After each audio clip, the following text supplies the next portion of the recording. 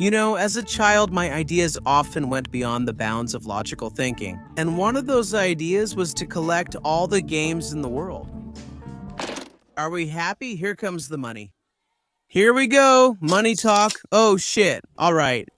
Money, money, money, money, money, money, money, money, money.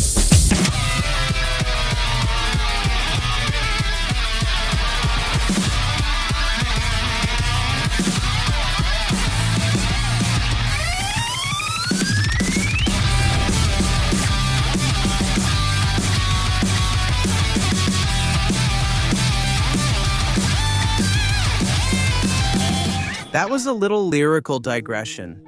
So, it all started when I was given a Sony PlayStation 2 as a gift. A new era of gaming addiction. After a bunch of the first Sonics, which for some clumsy reasons didn't last long with us, this embodiment of technology appeared. That's what I would have said if the third PlayStation hadn't already come out by then. Oh, well, whatever. They probably aren't that different. But they are very different, you silly cardboard trickster. And you came to visit me. It's a great idea to collect all the games in the world. When I was cleaning my room, I noticed that the discs on the shelf have the same design.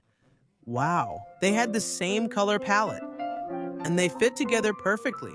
Arranging them in the right order, I almost started to understand the meaning of life. And since I'm also a perfectionist, I even sorted them by genre, and sometimes even alphabetically. Damn, why? Why? Honestly, who cares? But one way or another, it looked beautiful. Beautiful, right? Yeah, very. Is that enough to drive someone crazy? What do you think? Well, quite possibly. I think so too.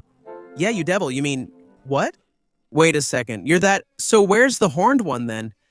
I'm curious what he'll say. Well, all right. If there are no other opinions, then let's go. With the money I saved from school lunches, I bought PlayStation 2 games, but only the ones that matched the style of the others. The collection was growing. I was proud, but I wasn't satisfied, because the spines of the discs weren't as nice as their covers. That's not right. I hammered push pins into the wall and stretched threads between them to hold the discs. That way, I planned to cover all the walls of my room with games. But after realizing that there were too many games and they wouldn't all fit on the walls, I started being more selective about which games to put up. Only the ones that would actually go on the wall. These had to be the games I wanted to get the most. And I wrote the name of the game in pencil on both, for which this particular spot was intended. Like this. Are you stupid or what? And everything that didn't go on the wall, meaning the crap, either went into the box or on the shelf. I wanted to collect all the games, even the bad ones. And also, while studying gaming magazines, I would write down in my notebooks all the games for the future, even those that required the trendy PlayStation 3 and Xbox 360 at the time, because they were next in line.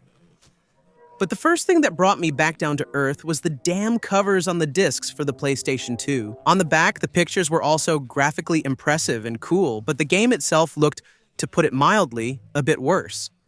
That's how it was. Unrealistic. Ha ha ha.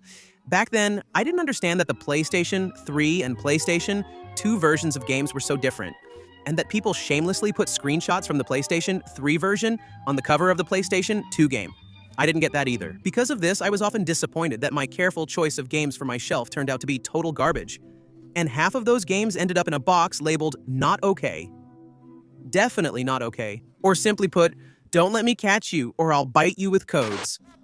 And then the biggest blow to my idea happened. Once when I picked up another game from my favorite store and got home, I noticed that the cover was sticking out a bit more than usual from the case. I pulled it out to trim it a bit and discovered that on the other side of the cover, part of some girl's passport was printed. And then I understood everything. Ugh, and where do you get the discs from? You order from me and I bring them from Moscow. Got it.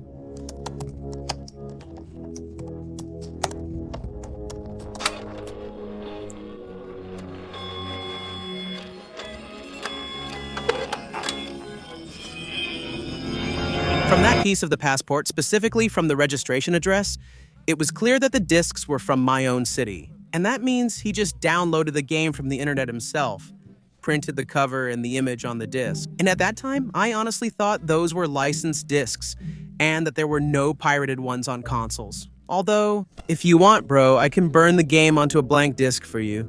It'll cost way less than in the store, like 5 times less. Are you serious? This is a console game, not for PC. There are no pirated discs here, you fool. But... Too late, you messed up. Check social media. Cheap loser from Nowheresville. Fuck, I'm so dumb. That's when I understood everything. Not only was I overpaying for pirated discs that I could have gotten much cheaper, but the collection itself turned out to be pretty mediocre. And I could never save up enough for licensed discs. Fucking hell with this realism, damn it. Thanks for watching, amigo. Besides the main channel, you can subscribe to my second channel and also check out this awesome video. And of course, subscribe to my Instagram and VK group as well. The links are in the description.